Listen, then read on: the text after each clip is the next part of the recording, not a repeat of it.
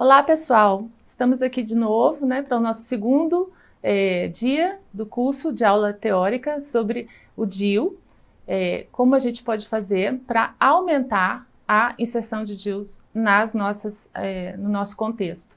Eu espero que vocês tenham feito a tarefinha de casa que a gente combinou e que tenham preenchido o questionário inicial de nivelamento de conhecimentos e de motivação, porque isso é super importante para a gente avaliar o quanto esse curso vai fazer alguma diferença na prática de vocês, porque a gente está fazendo um curso para ter resultado e se vocês tiverem esse resultado, a gente vai ficar muito feliz.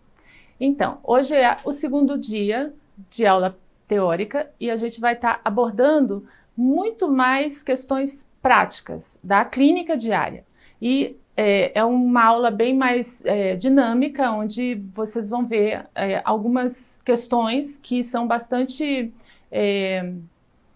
polêmicas até, e eu espero estar esclarecendo, porque a fundamentação teórica que eu estou trazendo para vocês nesse momento é o que tem de mais, de melhor evidência científica. Então vocês vão observar que sempre eu estou colocando a fonte para que vocês possam ir na bibliografia e conferir o que está escrito aqui, que eu estou passando para vocês hoje.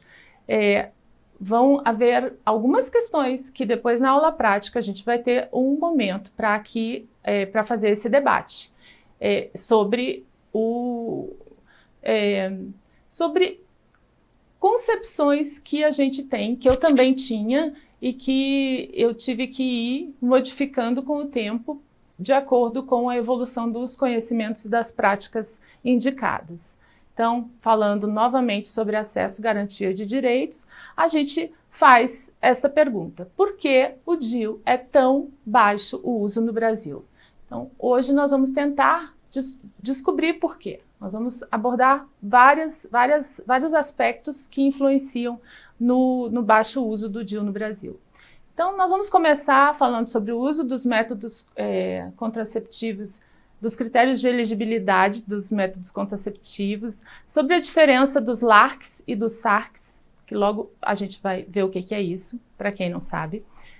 Sobre o índice de Pearl, a eficácia de cada método, a história evolutiva dos contraceptivos intrauterinos, os vários tipos deles.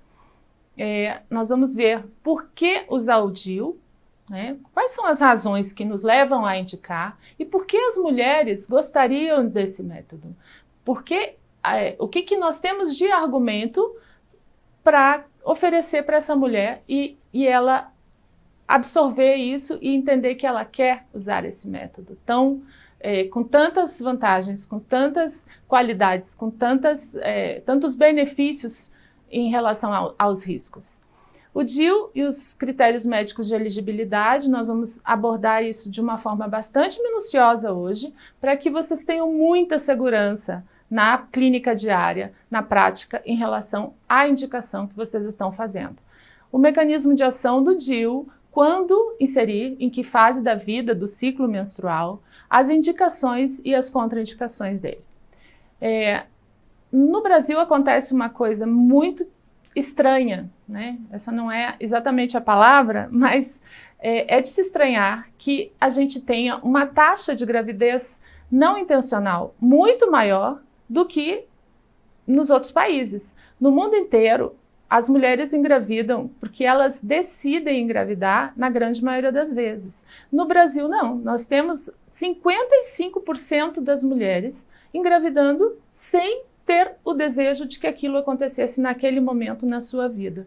Então, se a média mundial é de 40% e no Brasil é 55%, isso está nos dizendo alguma coisa. Está nos dizendo que existe uma falha na oferta de contracepção eficaz. Existe uma falha no acesso dessas mulheres a esses métodos.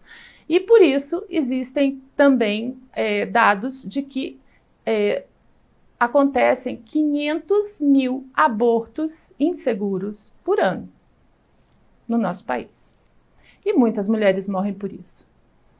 Em comparação, no Reino Unido, a gente tem uma taxa de 31% das mulheres usando métodos contraceptivos de longa duração, com uma taxa de gravidez não intencional de 16%.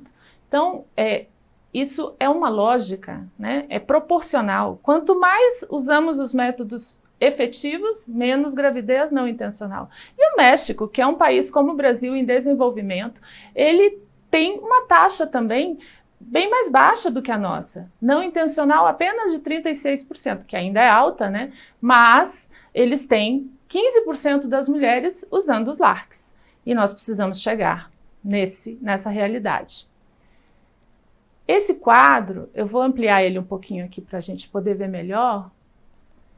Deixa eu fechar aqui e mostrar isso para vocês de uma forma que vocês consigam realmente enxergar, né? Então, esse quadro, só para relembrar, nós já falamos sobre isso na última aula, é a proporção da população feminina em uso dos métodos anticoncepcionais.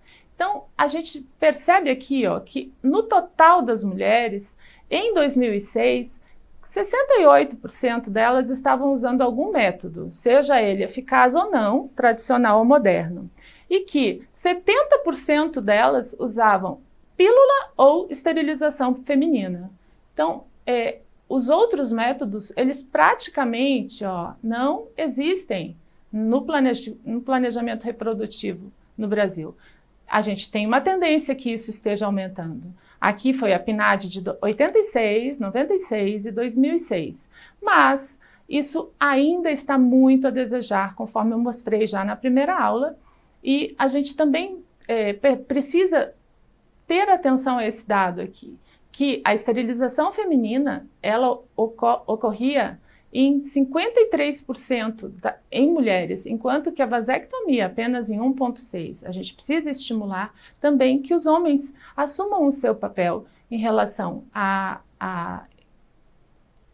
contracepção e dividam com as mulheres essa responsabilidade. A gente tem mais alguns dados em relação ao mundo, o que está acontecendo. Então, que a gente consegue ver que o DIU, ele é muito usado na Ásia e na África, certo? Mas nós, aqui no Brasil, na América Latina e no Caribe, que somos pintados em pretos nesse gráfico, em preto, a gente praticamente só usa esterilização feminina e pílulas. Esses dados são de 2015, então são atuais.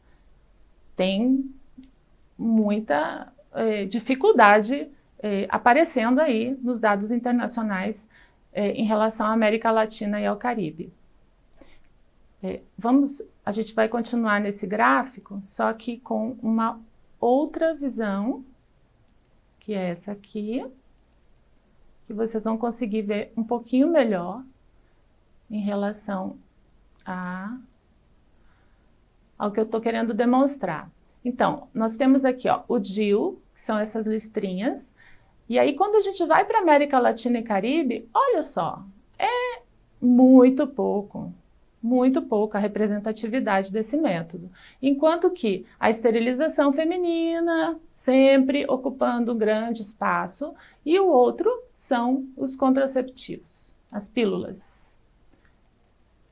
Então, gente, isso eu estou mostrando para que vocês entendam como é importante a gente ter esse conhecimento para que isso nos ajude, nos motive a gente entender o nosso papel na escolha dos métodos LARC, né, que eu estava falando no início, e a gente vai abordar com bem mais profundidade mais para frente. Relembrando, então, sobre os métodos oferecidos no SUS, a gente tem os injetáveis, mensal, trimestral, a gente tem as pílulas combinadas ou de progesterona, a gente tem o diafragma, os preservativos vaginais ou externos, a gente tem o dispositivo intrauterino de cobre, a esterilização e a pílula do dia seguinte, ok? São todos esses métodos oferecidos. Então, a gente precisa trabalhar um pouquinho em cima de um método que nos oferece tantas vantagens e que nós estamos muito atrasados em relação às estatísticas internacionais. num país onde existe um número de gravidezes não intencional tão alto, nós estamos falhando. Se vocês apontarem para esse token, vocês vão ter acesso a uma entrevista, a uma matéria da BBC, que tem relatos de médicos e tem relatos das mulheres que frequentam as unidades básicas, onde elas afirmam algumas coisas que a gente sabe que é realidade, que faz parte do nosso dia a dia, do cotidiano das pacientes que a gente atende, das mulheres que nos procuram. Então, uma delas fala que quando a gente vai para o médico, a primeira coisa que eles fazem é oferecer a pílula ou a camisinha. Eles nunca oferecem o DIU. Para chegar ao DIU, eu que fui atrás, li sobre isso na internet, cheguei ao posto e falei que sabia desse método. Ela contou. E aí, ao pedir para colocar o DIU de cobre na rede pública, a resposta foi desanimadora. Ela teria que passar por uma bateria de exames, e a gente vai ver isso, e a espera, e teria uma espera longa para conseguir colocar. E os meses foram passando e sem previsão nenhuma de colocar o DIU. Então, os métodos de longa duração, eles são raramente oferecidos pelos médicos, tanto na saúde privada como na saúde pública. E a gente tira dessas mulheres a oportunidade, a possibilidade do uso desse método. Mesmo assim, é a coisa mais difícil do mundo para uma mulher conseguir implantar o DIU de cobre pelo SUS. Isso é um fato, a gente sabe, por isso que nós estamos aqui, inclusive, né? As dificuldades, elas incluem a desinformação, a falta de equipamentos, a falta do treinamento dos profissionais de saúde e a gente vai ver que existe uma diferença muito grande entre os estados em relação ao percentual de uso de DIU dentro do nosso país.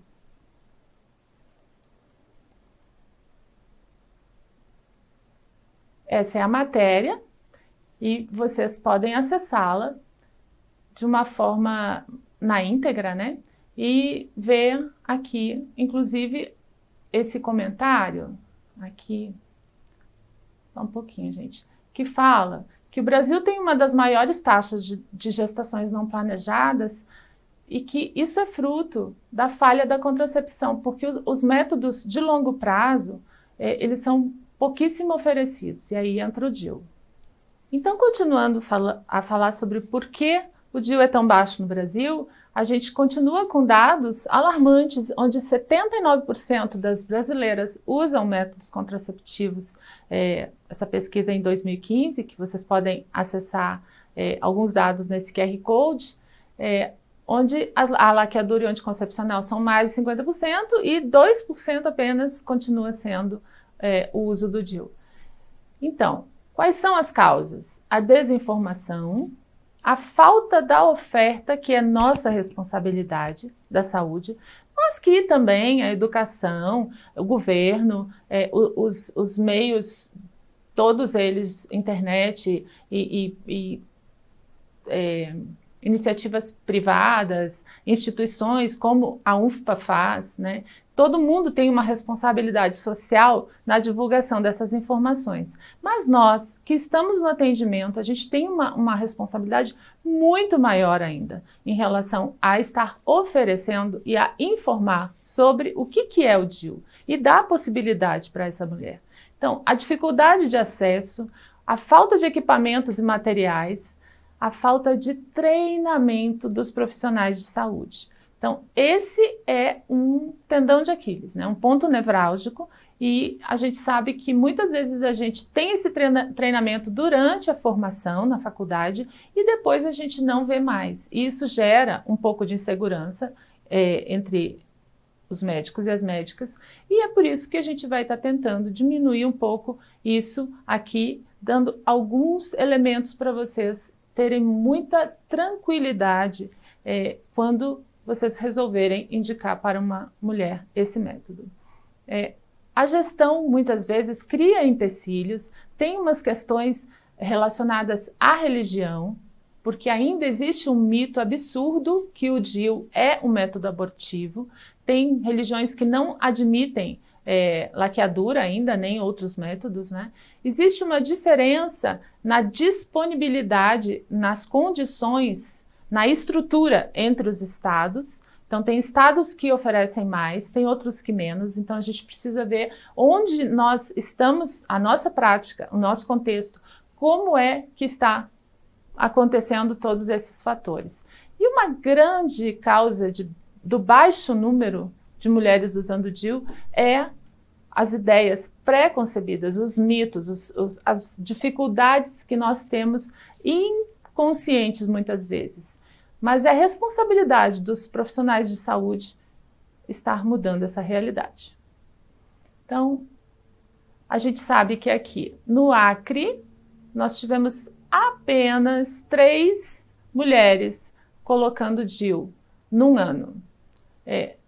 No Amapá, 10, Alagoas, 22. Somente, gente, num ano, 22 mulheres colocaram DIU em Alagoas.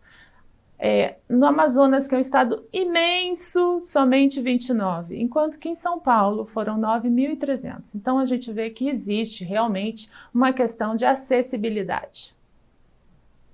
E qual é a dificuldade dos profissionais, né? Qual é a nossa responsabilidade nessa história? A falta de qualificação e treinamento, acredito que isso seja um dos principais fatores. A ausência do material, quantas vezes a gente quer colocar um DIU e, nossa, aí não tem a pinça, aí não tem o DIU, aí não tem a tesoura, aí falta alguma coisa e isso nos impossibilita de colocar o DIU naquele dia, naquela mulher. E ela volta grávida, né? Isso já aconteceu com vocês? Porque já aconteceu comigo. E é extremamente frustrante, porque o sistema tem responsabilidade sobre isso. E é uma mulher que não teve o seu direito resguardado da escolha de ter engravidado ou não. E o sistema, ele tem essa responsabilidade junto com a gente não pode deixar isso acontecer, a gente precisa garantir que exista material disponível para quando a gente precisar colocar um DIU, isso não tem que ser previsto antes, pode acontecer por livre demanda, a gente indicar naquela hora e naquela hora poder ser inserido, então precisamos ver isso. A desinformação nossa, porque muita coisa mudou com o passar do tempo. Quando eu me formei, eram outros critérios, eram outras condições que a gente seguia para que um DIU fosse indicado e inserido. Por exemplo, a gente só colocava DIU se a mulher estivesse menstruada. Então, só colocava DIU se tivesse feito um preventivo antes. Hoje não é assim. Então, a gente precisa trabalhar a nossa desinformação, a nossa crença de algumas coisas que já não são mais verdade hoje. Então, isso pode gerar também um excesso de exames desnecessários que acabam dificultando o acesso e essas mulheres engravidam. As agendas da gente, que muitas vezes são rígidas, só cabem tantas pessoas e não dá para a gente colocar um DIU, porque o DIU vai tomar mais tempo e a gente precisa trabalhar essas questões. Então, abrir espaço na agenda para que possam haver procedimentos no nosso dia a dia por livre demanda. As nossas crenças internas que nos impossibilitam de muitas coisas na nossa vida, inclusive do que a gente indica para as pessoas que a gente cuida. E a falta de motivação, que isso talvez seja um dos fatores mais importantes. Por que a gente não se sente motivado? Será que a gente não está olhando para isso, né? A gente precisa entender o porquê que a gente não está praticando a inserção do DIU. Nós, ginecologistas, também temos uma grande resistência baseado em alguns aspectos, né? Nós somos dificultadores do processo.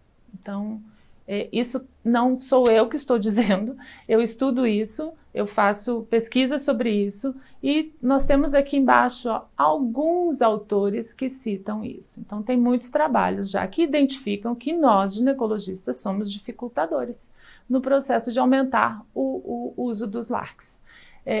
Embora os ginecologistas e obstetras tenham atitudes favoráveis em relação ao DIU.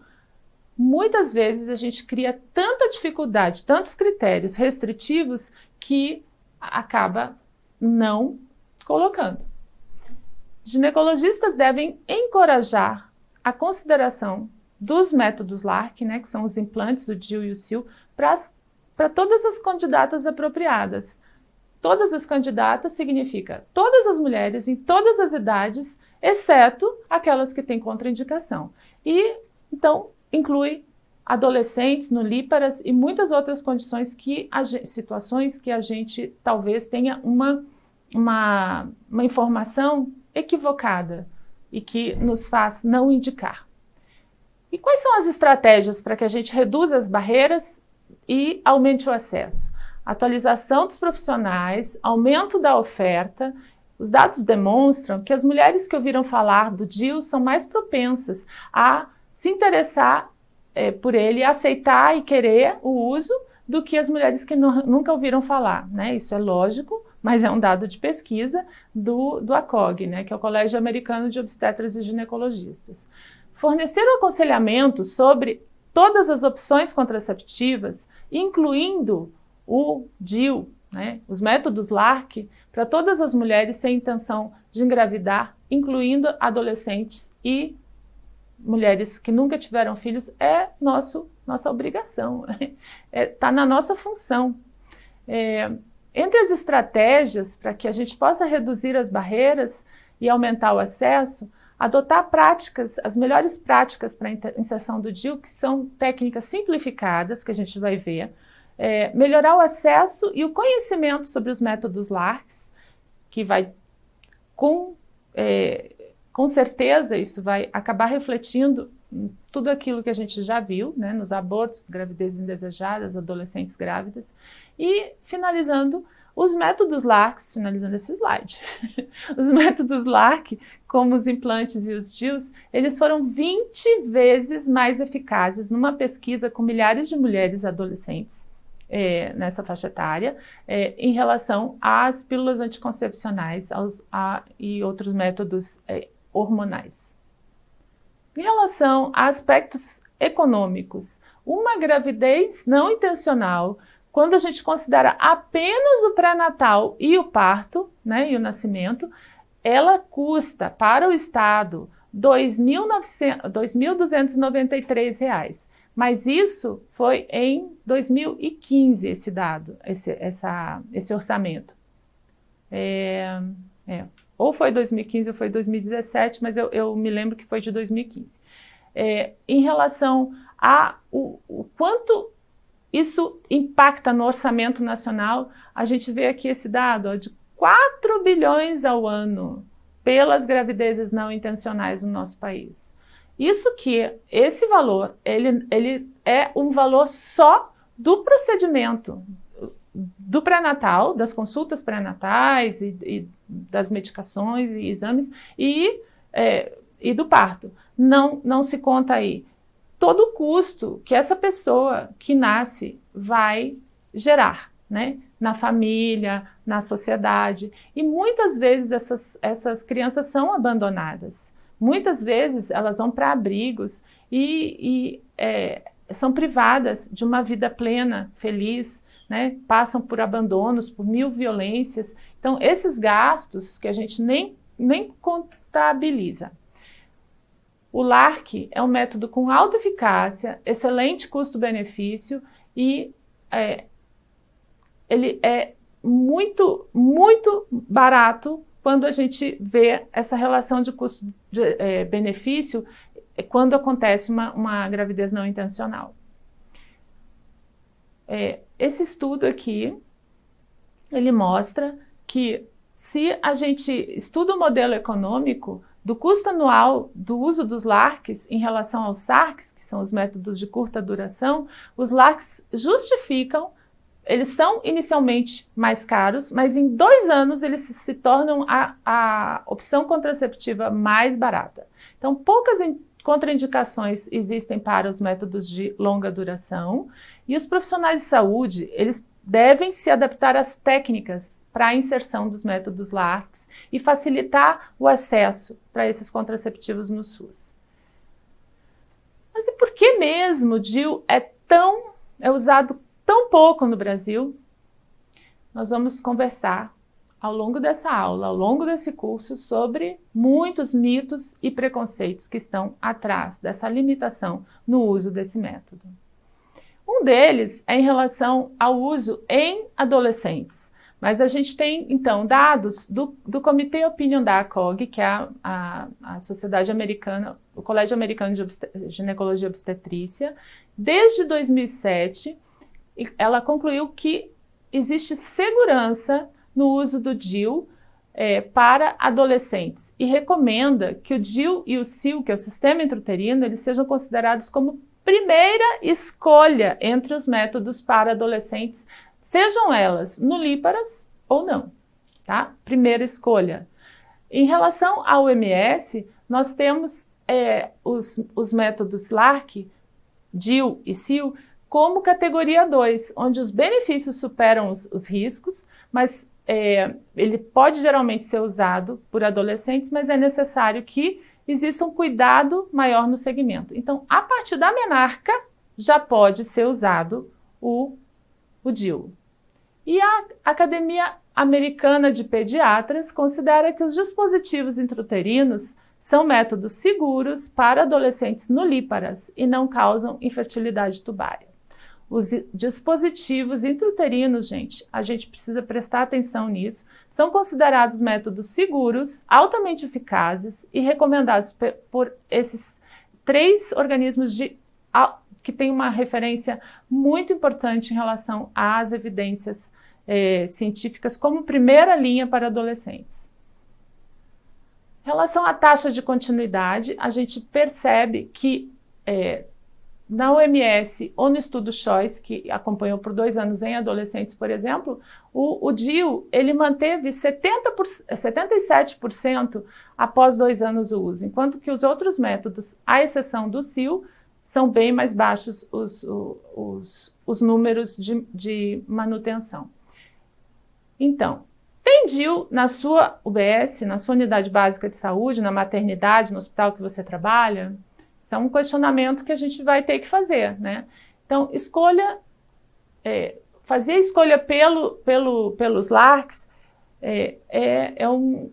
tá, no mínimo, bastante embasado nos critérios médicos de elegibilidade dos métodos contraceptivos da OMS, onde nós percebemos, nós temos isso à nossa disposição e foi usado os maiores critérios de evidência científica para que a escolha da melhor opção disponível seja feita com segurança. E nos MEC, nos critérios de elegibilidade, nós vamos ter ferramentas práticas e individualização das condutas. Então, esses 2 materiais, eles estão disponíveis para vocês na bibliografia. Eu preciso que vocês abram eles, que vocês se familiarizem com eles e nós vamos trabalhar com aplicativos em relação a isso. Então, as recomendações são baseadas em evidências, as escolhas da melhor opção disponível sempre vai estar apontada lá. Quem pode usar, como usar, a individualização das condutas, as ferramentas práticas que a gente pode dispor em relação a cada método. Mas o nosso foco hoje é o DIU. Então, entrando nos critérios de elegibilidade já, nós vamos falar sobre cada um deles. Então, em relação a esses critérios, vou mostrar um pouquinho para vocês com detalhe, porque quando a gente for usar, a gente precisa ter isso muito claro. Nós temos na categoria se é início ou se é continuidade. E a condição, ela é classificada de 1 a 4, sendo que a condição 1 é que não existe restrição para o uso do método. A 2 é que os benefícios superam os riscos. A 3 é que já não deve ser indicado. E a 4, o risco é inaceitável. Então, a gente vai sempre trabalhar com 1 e 2 para a indicação. E sempre vai vir os esclarecimentos que se relacionam com essa classificação. Então, a partir do momento que vocês entendem essa parte, a gente tem mais facilidade em trabalhar com os critérios de elegibilidade.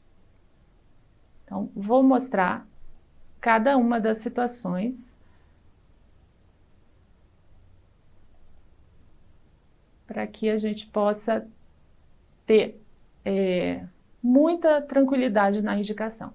Então, aqui, gente, ó, é o DIU nessa coluna e aqui é o CIO, o DIU hormonal, com progesterona. Então, nós só vamos considerar o DIU, que é essa primeira coluna. Então, a gravidez, lógico, que é um risco, né? A gente não precisa nem comentar, né? Gravidez não. A idade, então, da menarca aos 20 anos, a OMS considera que o benefício supera o risco. Em mulheres com mais de 20 anos, é sempre indicado. Se ela for nulípara, o benefício supera o risco. Se ela for multípara, sempre é indicado. Então, ser nulípara ou adolescente, o benefício supera o risco, continua sendo indicado. No pós-parto, então a gente vê várias situações, né? Sendo que quando a mulher está lactante ou não lactante, sempre é indicado. Depois de 48 horas, ele não deve ser utilizado até em torno de 4 semanas, né? Não é recomendado, mas depois das 4 semanas e até 48 horas, ele é indicado. E em situações de septicemia, nunca, jamais. Após o aborto, também. No primeiro trimestre é sempre indicado, no segundo trimestre também, com essas ressalvas aqui, e claro que em situação de infecção, nunca. Em casos de ter havido uma gravidez ectópica, critério 1, pode ser indicado, pode ser usado. Cirurgia pélvica, pode ser indicado. Tabagismo, pode ser indicado. A mulher que tem obesidade, tranquilamente ela vai poder usar. Se não foi avaliada a pressão arterial na hora, porque o aparelho quebrou, porque não tem disponível, a gente sabe que isso não vai impedir essa mulher de colocar o DIU. Tá aqui nas notas, depois vocês leem. A doença cardiovascular não contraindica. A gravidez ectópica prévia, desculpa, gente. A hipertensão, então, não contraindica. Histórico de hipertensão na gravidez, não contraindica. Tudo isso aqui, vocês acessando o material, vocês vão ver com muita... com detalhe depois, com tempo, e a gente vai usar a roda e isso vai facilitar muito. Mas eu quero passar com vocês para vocês verem a quantidade de contraindicações, que ela é muito baixa. Então, trombose venosa, não contraindica. Deixa eu aumentar só um pouquinho aqui o tamanho. Se a pessoa tem mutações trombogênicas, não contraindica. Trombose, não. Doença cardíaca isquêmica, AVC, hiperlipidemia, doença cardíaca vascular, não contraindica, né? A gente tem uma ressalva que quando tem uma doença valvular, é indicado, é aconselhável uma antibiótico terapia prévia. Só isso, mas não contraindica.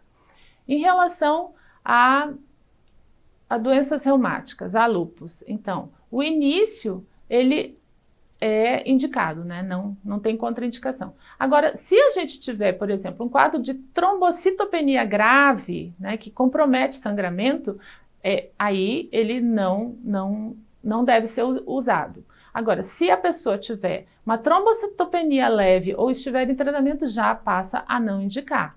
Então, depois vocês veem esses esclarecimentos com mais profundidade. Cefaleias não contraindica, epilepsia, os transtornos depressivos, nada, nenhum problema em usar DIU com eles. Padrões de sangramento vaginal, padrão irregular, sem que o sangramento seja intenso, categoria 1, super indicado.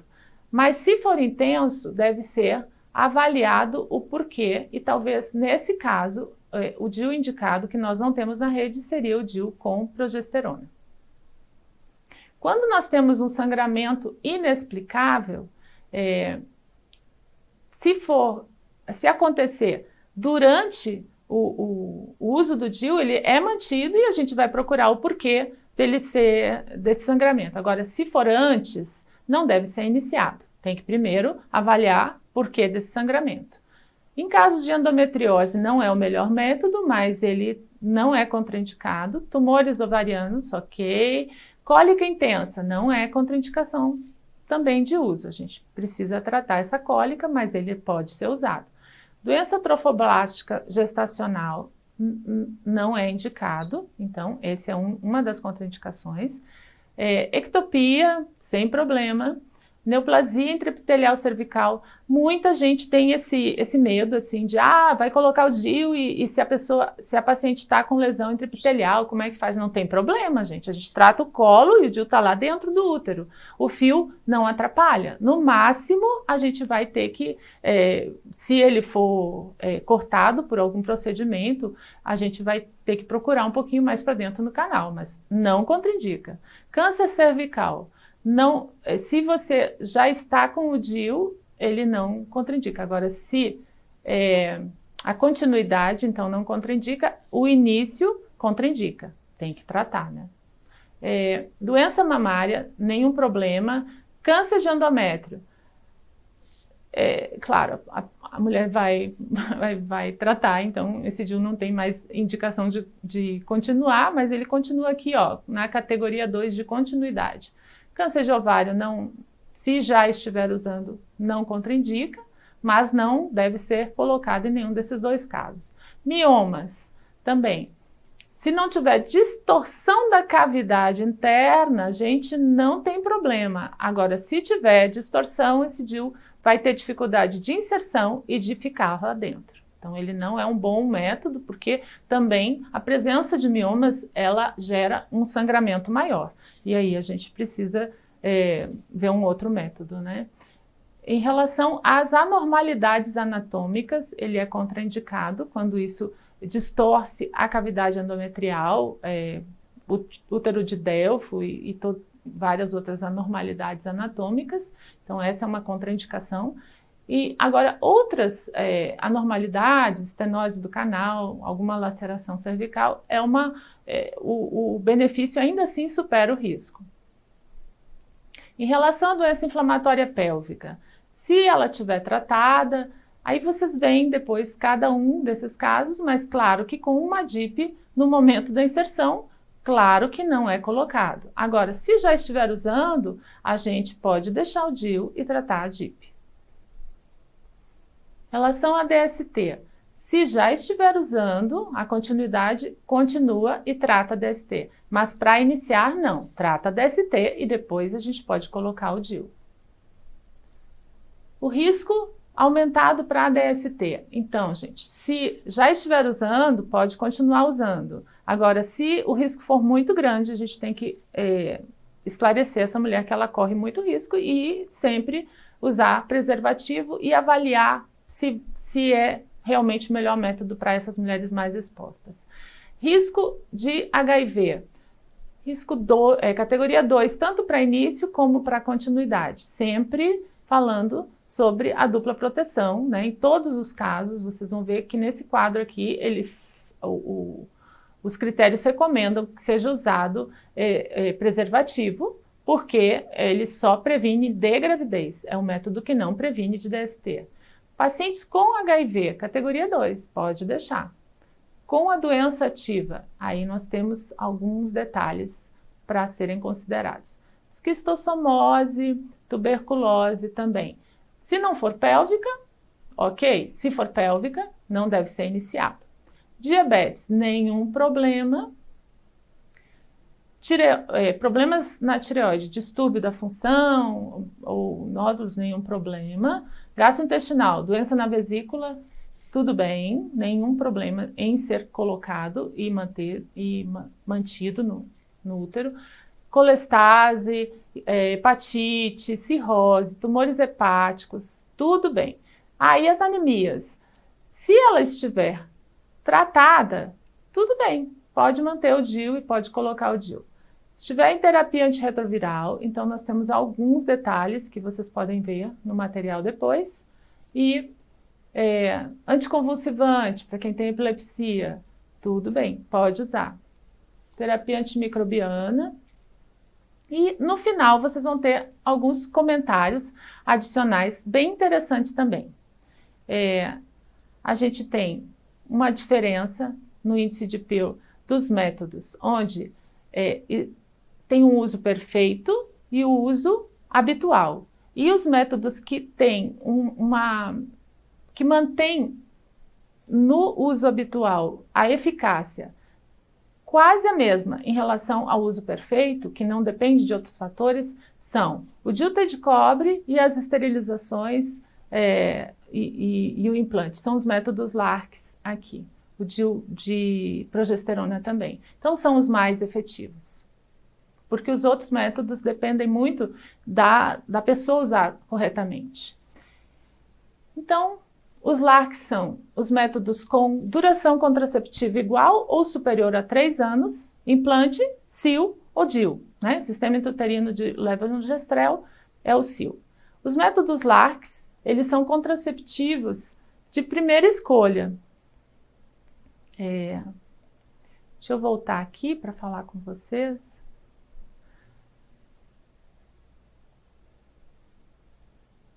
Só um pouquinho, gente. Então, os métodos LARC são contraceptivos de primeira escolha, com base na sua eficácia, as taxas de gravidez abaixo de 1% ao ano, seja com uso perfeito ou uso típico. Esses contraceptivos, eles têm as maiores taxas de satisfação e continuidade entre todos os métodos reversíveis, e os LARCs, eles podem ser usados para todas as idades, inclusive nas adolescentes. Diferença entre LARC e SARC. Os métodos LARC são esquecíveis, têm menor índice de falha, são elegíveis para a grande maioria das mulheres, inclusive que tenham doenças crônicas, têm a melhor relação custo-benefício, a menor taxa de descontinuação e uma elevada satisfação das usuárias. Os SARC são esses aqui, e a gente sabe que eles são métodos não esquecíveis, então não pode esquecer, senão a gente tem falhas. Tem, exatamente por isso, um maior índice de falha, tem muitas restrições ao uso em relação aos LARCs, eles têm mais efeitos colaterais, têm menor adesão, maior custo a longo prazo e são normalmente com hormônios. Quais são os tipos de DIU? Então a gente vê a alça de Lips, o T de cobre, o multiload, o T de prata, o DIU de prata, que são os não hormonais. E em relação aos DIUs hormonais, a gente tem aqui o de levonorgestrel com 52 miligramas e aqui o Kailina. Oh, desculpa, gente. Então, já que eu falei, então, o Mirena e o Kailina, que tem 19,5, que é bem menor, foi lançado agora há pouco tempo. Aqui no Brasil, né? Fora do Brasil já tem. Em relação à história evolutiva dos contraceptivos intrauterinos, eu sugiro que vocês leiam aqui no Manual de Contracepção da Febrasgo, tá? Mas basicamente seguiu essa sequência que eu coloquei aí. E o DIU-T de cobre, ele tem muitas vantagens. Então, a gente tem muitos motivos para sua recomendação. Convido vocês para acessarem esse token, então, e a gente trabalhar com os critérios médicos que estão disponíveis. O T de cobre, ele provoca mudanças bioquímicas, o mecanismo de ação, e morfológicas no endométrio por uma ação inflamatória e citotóxica com efeito espermicida. O cobre, então, é responsável pelo aumento da produção de prostaglandinas e pela inibição das enzimas endometriais, que vão agir nos espermatozoides e nos ovócitos secundários. Provoca alteração do muco, tornando mais espesso, interfere na motilidade e na qualidade do esperma, atrapalhando a ascensão e a fecundação. Quando inserir o DIU? O DIU pode ser inserido, gente, em qualquer dia do ciclo menstrual, do pós-parto e do abortamento, desde que nós tenhamos segurança de que essa mulher não está grávida. Para que ele seja substituído, A remoção de um deve ser feita preferencialmente no mesmo momento em que começa, em que a gente insere o outro, independente do dia do ciclo, não precisa estar menstruada. Recomenda-se então, como exame prévio, um exame especular, para que a gente possa avaliar o colo uterino e a secreção, se está fisiológica ou se precisa de algum tratamento, se precisa de algum exame complementar, mas na grande maioria das vezes isso não é um fator que dificulte, que contraindique. E o toque, para a gente ver o tamanho desse útero, a mobilidade e se ele é retovertido ou anterovertido, que facilita a nossa inserção. Não tem indicação de profilaxia para a inserção do DIU. Esse é um filme que vocês podem acessar por esse token. Eu quero que vocês assistam, porque tem toda uma história de como ele é inserido na extensão básica, como é simples isso. Então, para a aula prática, eu quero que vocês assistam. Então, nós vamos instalar o aplicativo na aula prática, a roda também, e eu agradeço a vocês pela atenção, espero que tenha sido útil a quantidade de informações que eu passei, e vocês estão convidados então para na aula prática a gente debater, a gente tirar dúvidas, a gente somar conhecimentos, a gente dividir angústias em relação a qualquer insegurança que possa ainda estar na nossa conduta diária, para a gente indicar menos esse método maravilhoso. Vejo vocês na prática.